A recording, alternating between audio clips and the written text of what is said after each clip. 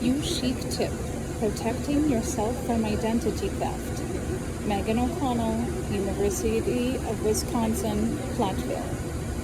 College is a time in your life where you will be giving out a lot of important information to a lot of different sources, from banks to schools to loan companies.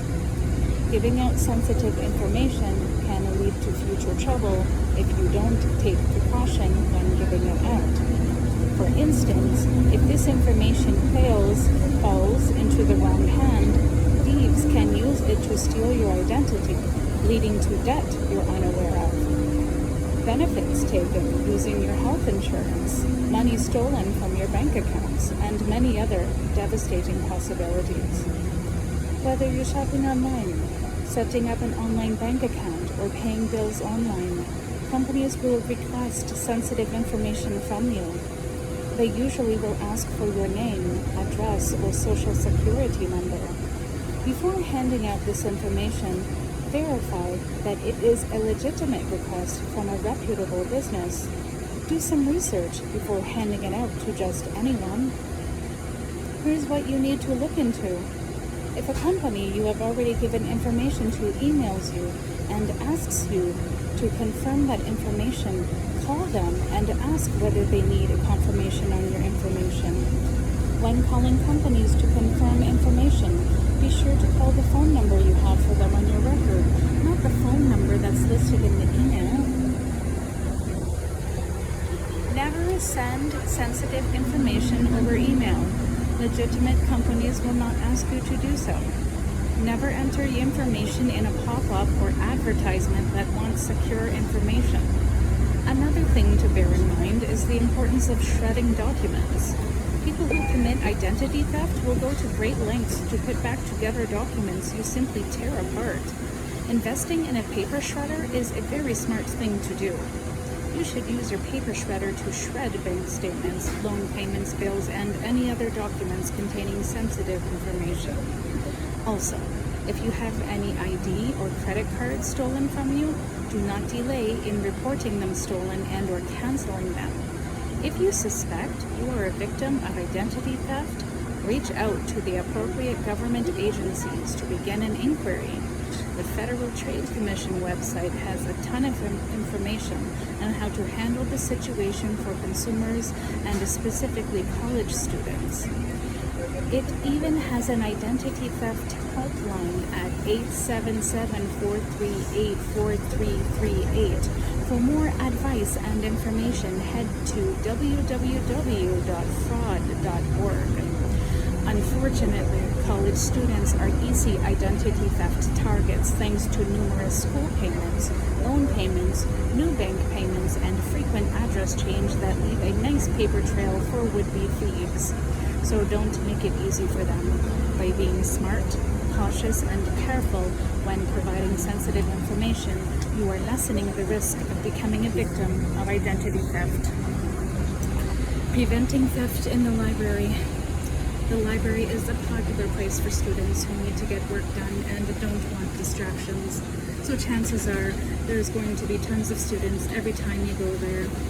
Perform a bag check. Before you go to the library, take an inventory of things that you have in your bag before you go. It's important to know every item that you have with you so you don't forget anything and you'll know if anything is stolen. This is also a good exercise because you have an opportunity to leave something at home that doesn't need to be with you anywhere. It's also important to check your bag before you leave the library to make sure you're leaving with everything you brought in. If you find you're missing something, check everywhere you spent time studying to make sure you didn't misplace it. And if you find that that's not the case, notify campus security immediately. Keep your things with you at all times. Even though the library is generally a quiet area with lots of people studying, theft still does happen. It's important that when you bring study materials and a laptop, that you bring a laptop lock, as mentioned before, and always take your belongings, purse, backpack, and wallet with you, even if you're going to search for a book or making a quick trip to the bathroom. Keep in mind that although it might feel like a pain to have to carry all of these items with you, you can take comfort in knowing that no one can take any of your personal items because they're already with you. Now, you can ask a study neighbor or friend to watch your stuff, but do realize they are not ultimately responsible if anything goes missing. If you're walking back from the library alone, try to avoid walking home alone at night from the library at all costs, but if you have to, there are a few ways to stay safe. Experts say to avoid being on your cell phone while you're walking alone. This way, you're more alert and are paying more attention to your surroundings. You can also call a friend or a family member when you are leaving the library and to tell them you will call them back when you are safely back to your dorm, apartment, or car. Give them an estimate on how long it will take you to get back and ask them to call you back if they don't hear from you within that time period. Having your pepper spray or mace on hand can also help in this situation. Avoid unlit areas even if there are shortcuts. It's better to take the long way if it helps you stay safer. And don't hesitate to call campus security for an escort. They are there for this very purpose and are more than willing to help. Use chic tip. Avoid providing TMI. Ashley Tripp, University of Alabama. Imagine that someone is able to track you no matter where you are and at all times by you just merely using your mobile phone. But wait, this is no dream. Thanks to mobile apps like Foursquare and others, they may already be tracking you. Even if you're not smartphone savvy, there's still a chance for someone to track you through other popular social media outlets such as Facebook and Twitter. These sites allow your friends to track you when you add a location to your Facebook statuses or through photos or tweets. As you likely already know, Foursquare enables you to check in, quote-unquote, to particular locations like stores and restaurants, and in exchange, you receive points, badge, and even discounts to your favorite spots. Great perks, right? Even though Foursquare says only your select friends can see your activity, creepers such as hackers, stalkers, burglars, and potential sexual predators have a way to track down your location via Twitter and Facebook. When you link your Twitter or Facebook account to Foursquare, you're broadcasting your location to a larger network of people. For example, one Foursquare user blogged about receiving a phone call while at dinner. The user did not recognize the person on the other line.